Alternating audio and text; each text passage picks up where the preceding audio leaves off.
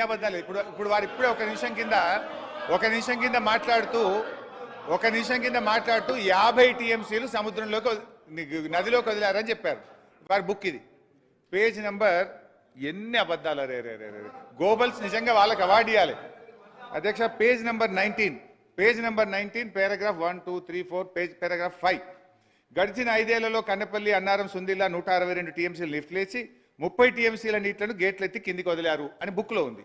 ఒక నిమిషం క్రితం మన ఉత్తమన్న లేచి 50 టీఎంసీలు వదిలిండ్రు అన్నారు. అంటే ఎవరి గోబల్స్ అధ్యక్ష? ఇక ఒకటి. ఇక రెండు అధ్యక్ష, అసలు బేసికల్లీ నేను ఇక చెప్పాలంటే టైం నాకు లేదు కానీ సింపుల్ సీదా గొల్ల లెక్క అధ్యక్ష. ఏంటిది మరి? కాంగ్రెస్ ప్రభుత్వ హయాములో నీళ్ళు ఎందుకు ఆరకపోయా ఎస్ఆర్ఎస్పీ స్టేజ్ 2లా? కేసీఆర్ వచ్చినాక మరి ఎందుకు 2 పంటలకు తుంగతుర్తి, కోదాడ, సూర్యాపేట, మహబూబాదు, డోర్నకల్లు పక్కాగా 2 పంటలకు నీళ్ళు ఎట్లా వారినాయి? కుల్లాయిగా. ఎందుకంటే సింపుల్ ముచ్చటగా మరి నిజంగా మరి ఆ రోజు అది కాళేశ్వరం నీళ్ళే కాకపోతే ఆ రోజు నీళ్లు పారాలి కదా. ఆ రోజు పారలేదు ఎందుకు, ఈ రోజు పారినాయి ఎందుకు అంటే పక్కాగా మేము ఆ నీళ్ళు ఇచ్చినాం. ఇది ఇప్పుడు టీవీలో చూస్తున్న సూర్యాపేటోళ్ళకో తుంగతుర్తోళ్ళకి తెలియదా? ఆనాడు కోదాడోళ్ళకి తెలియదా? ఆనాడు కాంగ్రెస్ ప్రభుత్వంలో నీళ్లు రాలేదెందుకు, కేసీఆర్ వచ్చినాకనే వచ్చినాయి ఎందుకు? గంతే ముచ్చట అధ్యక్ష. ఇకపోతే ఒక్క నిమిషం సార్, ఏం లేదు, నేను ఏమంటున్నాను, వారికి సబ్జెక్టు పరంగా పూర్తి స్థాయిలో అవగాహన ఉంది అధ్యక్ష. దయచేసి వారిని కోరుతా ఉన్నాను, కొద్దిగా సత్యదూరమైన ప్రస్తావనలు తీసుకురావద్దని. ఎందుకంటే అందుకోసమే మేము ప్రభుత్వ పరంగా కూడా మా సహచార మంత్రివర్గ సోదరులు కూడా మీరే సత్యదూరంగా ఎంత మాట్లాడితే అన్ని ఇంటర్వెన్షన్స్ ఉంటాయి. మేము కూడా we have to straight and the record sir. I would like to request facts కరెక్ట్గా మాట్లాడమని. వారి దగ్గర ఫ్యాక్ట్స్ ఉన్నాయి కానీ వారు తిరిగి కావాలని దానివల్ల సర్కంవెంట్ చేసి ఫ్యాక్ట్స్ని ఈ విధంగా తిప్పడం, రైట్ లెఫ్ట్ తిప్పుతూ ఉంటారు అధ్యక్ష హరీష్ రావు గారికి.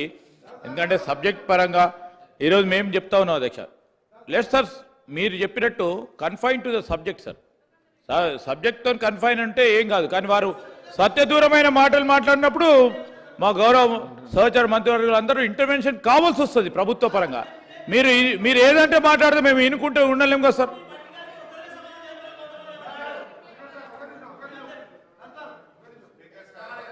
హరీష్ రావు గారు ఒక నిమిషం.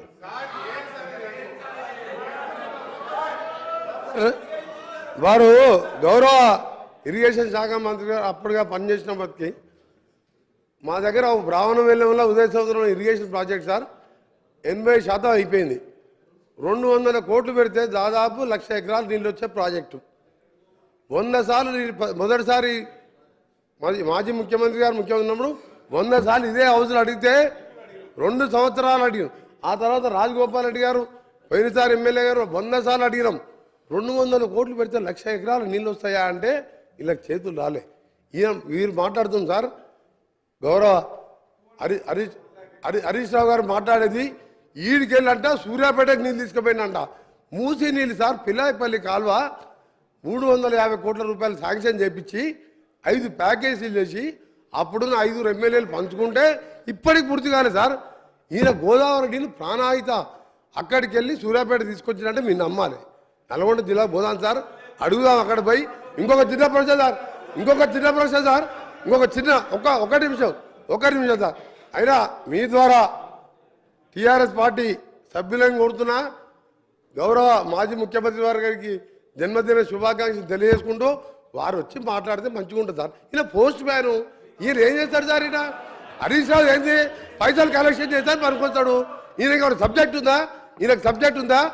డబ్బులు ఎవరు సార్? కాంట్రాక్టర్లు. అది ఈయన పోయాలి, ఆయన చెప్పింది మేము వినాలి. మా కర్మ సార్ ఇది. హరీష్ రావు చెప్తే మేము వినాలనా? మాకు సార్ వారు రమ్మని చెప్పండి. చీఫ్ ఇంజనీర్ ఆయనే, మాజీ ముఖ్యమంత్రి ఆయనే, డిజైన్ ఆయనే, కూలగొట్టింది ఆయనే.